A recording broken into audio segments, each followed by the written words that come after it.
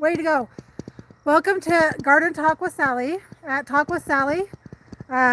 Today we are going to plant watermelons. So I'll go over the basics. Watermelons love lots of nitrogen. So let me start over. Let me back up. I'm out of breath. Can you tell I was getting everything ready? I'm gonna switch this camera around. So let's see, flip.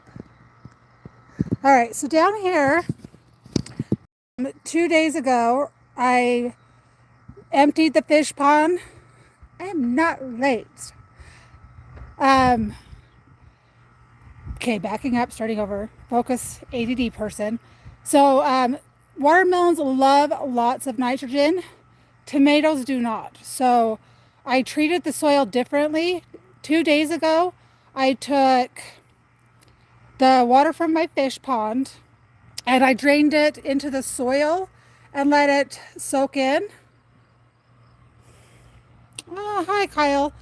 So I soaked the soil with the fish water, and now we're going to do my other prep before we actually plant the watermelons.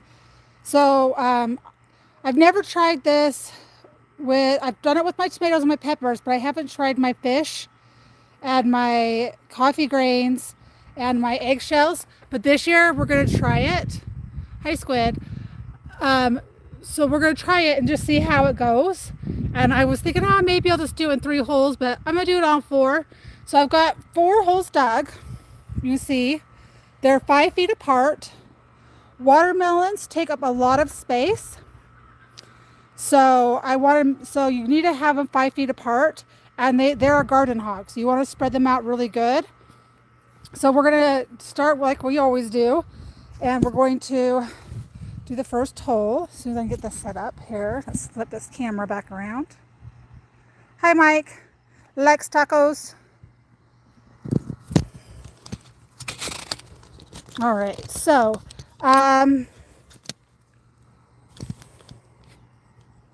let's see if that's gonna see the hole. All right, so there's our hole there. So hopefully, if you guys can't hear me, first of all, let's do a mic check. Do I have reverb going on, or is it normal mic? I'm gonna have to make steak tacos tonight. You know that, right? Ever since this morning, I've been craving them. So since I have space out here in the garden, I did not need to, sorry, I'm plugging my charger just in case. I didn't need to use my auger that I love to use. The ground's pretty soil. The ground was pretty wet because I pre-treated it. Watermelons, I don't know if anybody knows this, but watermelons need more than one plant in order for them to seed and produce. So that's why they sell them in packs of 3. So in each one of these mounds, we are going to, okay, I'm out of breath. Slow down. Anyway, so you need to have more than one watermelon plant. So I could take each one of these out and plant them individually. But in the past, I've taken the 3 and just put each 3 in one little mound and in one spot. So that's what I'm going to do. But first, I dug the hole really deep. Obviously, I'm not going to plant them that deep. So we're going to put some fish in there for potassium and phosphorus, and some coffee grains to pretty much, they're going to cover up the smell so critters aren't going to come dig them up. They do act as a mild stimulant. It is after you've brewed the coffee, the leftover grains, they are actually neutral acidity. So remember that. I have very neutral soil. I tested it a couple weeks ago in different spots where I plant different things to see. Hopefully you can see in that hole. Okay. So we're gonna get our fish. I haven't ever treated this spot in the garden. So I'm gonna put a half of a fish in each hole. So there's a half of a fillet. And yes, I caught most of these.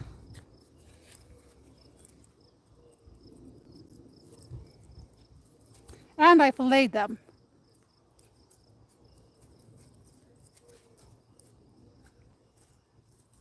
And you probably don't need to cut them up, but I just do because it kind of spreads it out throughout the whole. So what this is going to do, it's going to give it a deeper nutrition.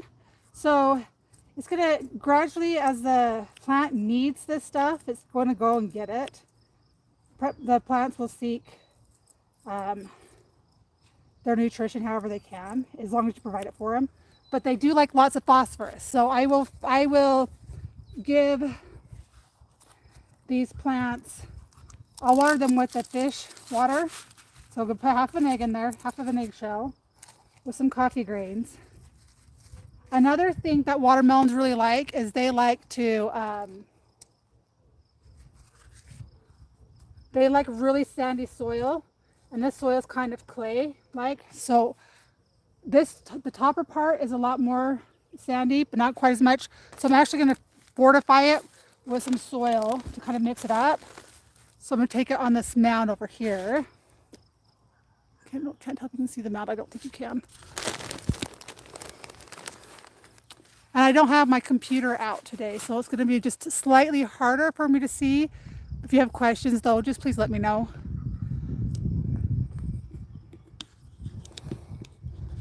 Let's see here.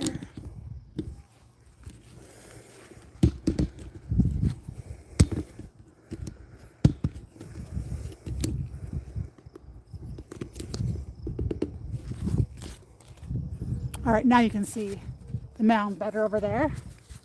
So I'm actually going to mix some dirt in there and mix that soil. Hope everyone's having a great day, by the way. It's been kind of a busy day. I finally got all my weeds pulled in my garden, so now I can start getting all the rest of my stuff planted. But I've got the tomatoes in. So mix up this dirt.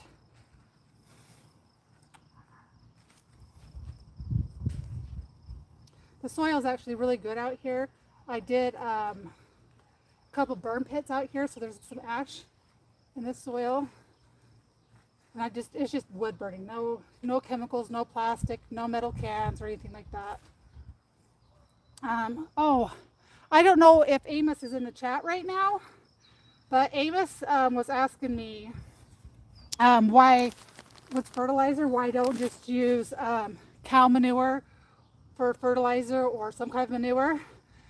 I just didn't really have a good feeling about it. I've never ever used it to use in my garden.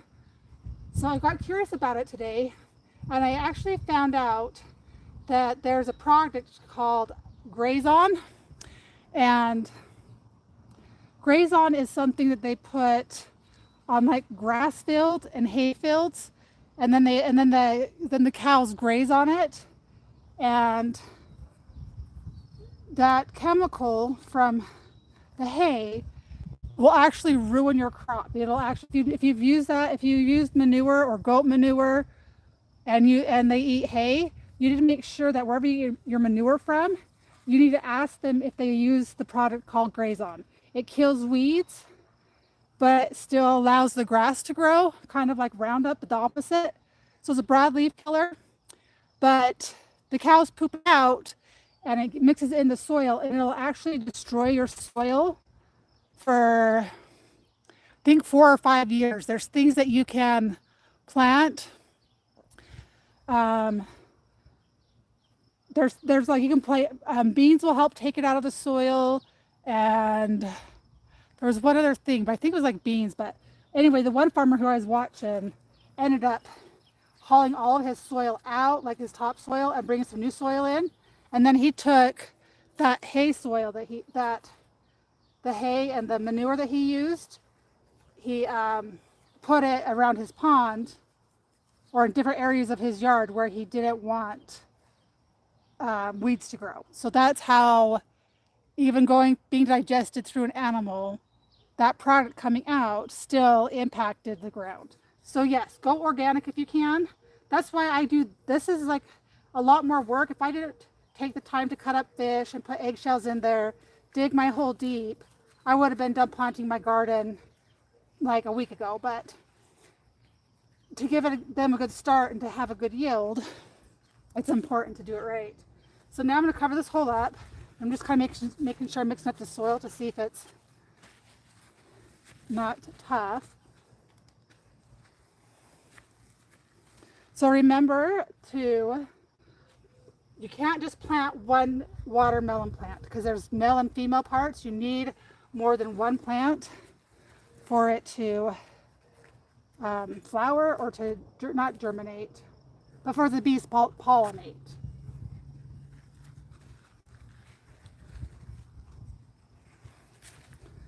So in the past, I've made these in a mound that goes above the ground. So I'm going to make it in a mound that's going to be level with the ground. So as I water, it's still going to have like a trellis around it, but it's still going to be flush with the ground.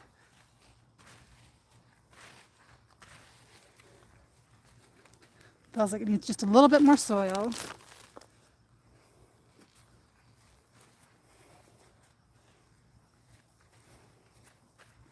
So that's just about perfect.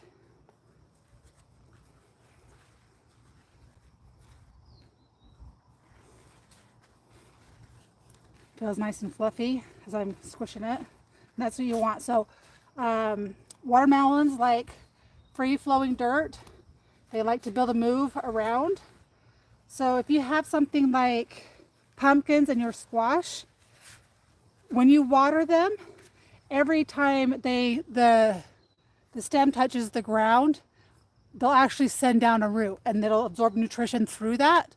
But with watermelons, they only have one root base and it's at the main. So that's why I'm taking extra care to make sure that the root base where we're going to be growing is going to be good. Okay, so now, and the type of watermelons I got are the Crimson Sweet.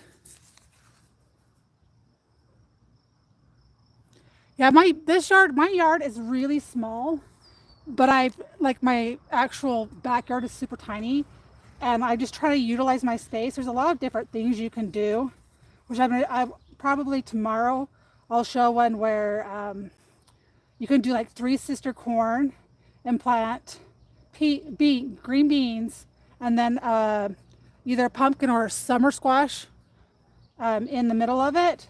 And so you can kind of utilize that space and get more production for your crop. But these are Crimson Sweet watermelons. I did Sugar Babies last year. I did both of them. I did Crimson Sweet and Sugar Babies. But my Crimson Sweet were bigger. They were like 29 pounds. And they had so much more flavor. Like the Sugar Babies were only like this big. And they just really did not have a good flavor. So now that I got my mound here, as I water this is going to kind of sink down because I've removed some dirt. Make a little line around the outside. And I'll actually connect all of my mounds so that when I water, they'll just kind of stream, and that way I can utilize my water better. So got that ready. Since the soil is already prepped good, just dig a hole. And the soil is, like I said, the soil's already pretty moist because I treated it with that fish water. And then once again, I have my Epsom salt. So 1 tablespoon of Epsom salt per 1 gallon of water. I'm going to kind of treat the root system with that and pour some in there. So Epsom salt is actually magnesium sulfate.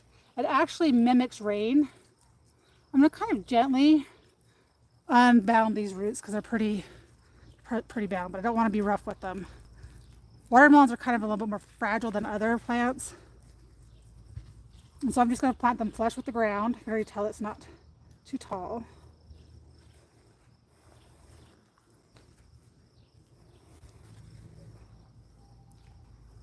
So the spacing is 5 feet apart. They are a garden hog, but they are companion plants with peppers.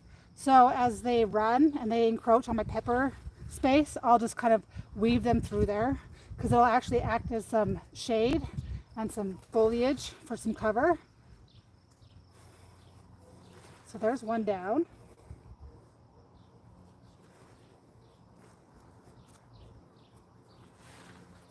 I'm just going to give it just a little bit more water.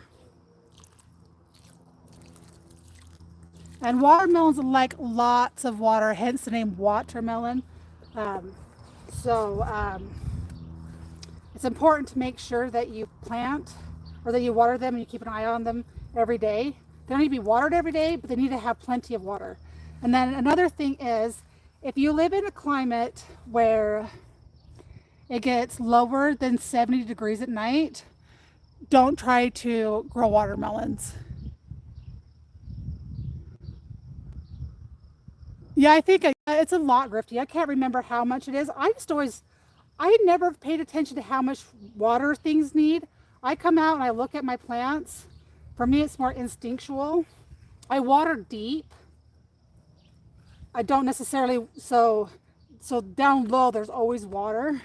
And because there is clay base underneath my soil, so the top layer, probably the last 8 to 10 inches, with all the things I've done in the past 7 years, it's got a lot more, not sandy, but so because there's clay and then there's good soil, it actually holds the water in longer.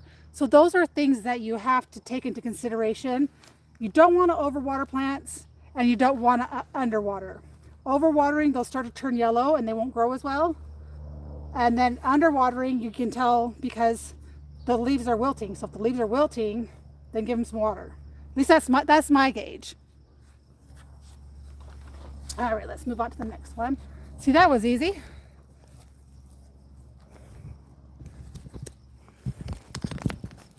I've done a lot of garden prep. This year with the spring being so cold, it took me a lot longer to get all the weeds out than normal. Usually I'm done with all that stuff and I can just enjoy the planting part, because the planting part's the fun part. And by the way, I didn't say hi to you, Grifty. Thanks for coming. It's hard for me to see the chat when I'm on my phone. I didn't bring the computer out today because I do have to be done by 6:30. So I try to have all this stuff prepped ahead of time.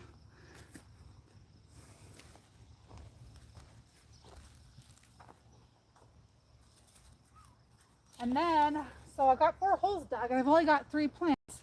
So at the end of today, I actually found one growing in the wild. When I say wild, it just means it came back from last year's crop, from burying the pumpkins in the backyard. Because I buy seeded watermelons because they have a lot more flavor. And seeded, I don't know if people know this, but seedless watermelons are actually genetically modified. And I really try really hard not to buy things that aren't going to reproduce. In the fall, I'll teach you guys how to harvest your seeds so that you can save them from year to year and reuse them. There's a couple different techniques you can do. What's it called? Like kind of like fermenting them. And when you ferment them, they actually last quite a long time, but I'll go over that more another time. So once again, I've got my fish, got my eggshell, some coffee grain. And I'm not sure if coffee grain keeps the ants out, because I know the ants like meat, but all that means is the ants, if they're not eating your vegetation, then they're going to be bringing that the all nutrition from the bottom and bring it up to the rest of it. I actually watched a documentary or a farmer in Texas where he doesn't use any killers to kill ants or kill grass or anything. He's like completely organic. So he has his, and it's free range. So he has like his cows out there, and he doesn't do anything to kill the weeds or the ants or anything like that. And he said that the ants actually bring the nutrition that's from deep in the ground to the surface and kind of stir up your soil. And so I'm assuming that because I have so much clay, I can tell where I have a lot of clay because the ants love it. They'll go and burrow through it, make their little tunnels. So I'm just mixing up the dirt. I'll just do this one hole and then I'll go find that other watermelon and then I'll let you guys go. Does anybody have any questions at all about watermelons? Or remember, you can't just plant one. They're like corn and tomatillos. You need more than one for them to they need to cross-pollinate.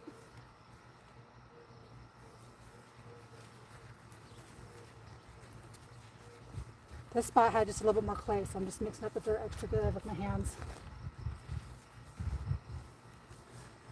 Did anybody do anything fun today? Everybody back to work after the holiday? Kind of a boring day? Not the best?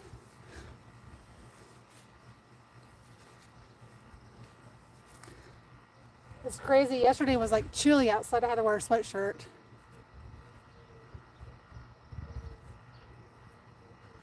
Yeah, weeds around your corn and peppers is the most important not to have. You slacked off all day? Lazy butt. Those new sunglasses you got are pretty awesome though. Pretty excited. Now you're making me want to go buy me some more prescription sunglasses.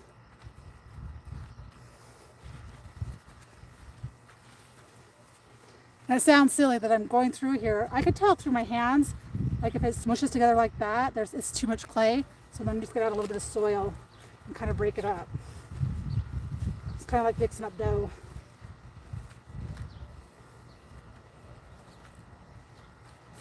Eventually this stuff is going to be really good soil. It's come a long way.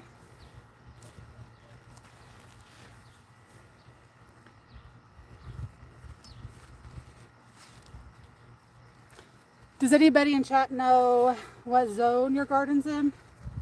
It's a lake. I'm a 5. So I have pretty much till, I can plant a lot of stuff clear up till July. But I prefer to have it done sooner so that I can start canning and getting stuff put up.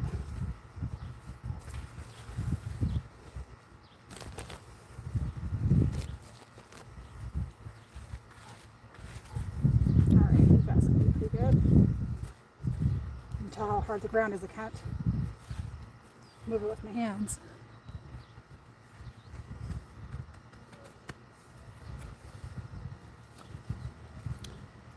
After we go get we're going to get our other watermelon that we're going to have to dig up, I'll show you all the tomatoes that we got planted the other day.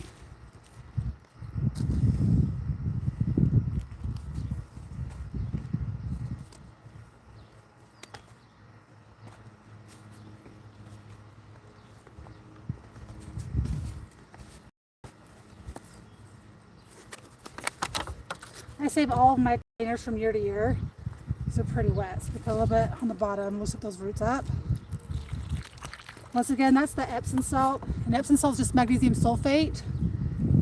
It can make your soil a little bit more on the alkaline side, but if you take it and put it in a spray bottle and actually spray it on the bottom side of the leaves, they'll absorb it that way, and it mimics rainwater, in case anybody was wondering. So I guess I was bringing up that the Grazon chemical that they put on hay, because if you are someone who puts hay down for mulch, you need to be careful because it could have that stuff in there. So if you've used some kind of a hay, find out, and your plants are struggling, make sure to ask where you got it from, what kind of feed, if it's local, they gave the animals, or where they got the hay from. Or they're supposed to, when they use that chemical, they're supposed to inform the public or whoever buys it that they use it so that you can make that conscious choice. But you know how that goes. They're not really going to do that, are they? All right, let's go find our other little wild watermelon, and then I'll let you guys get on your way.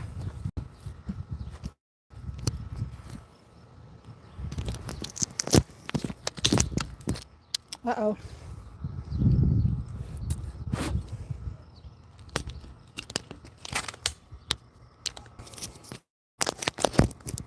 Zone 7.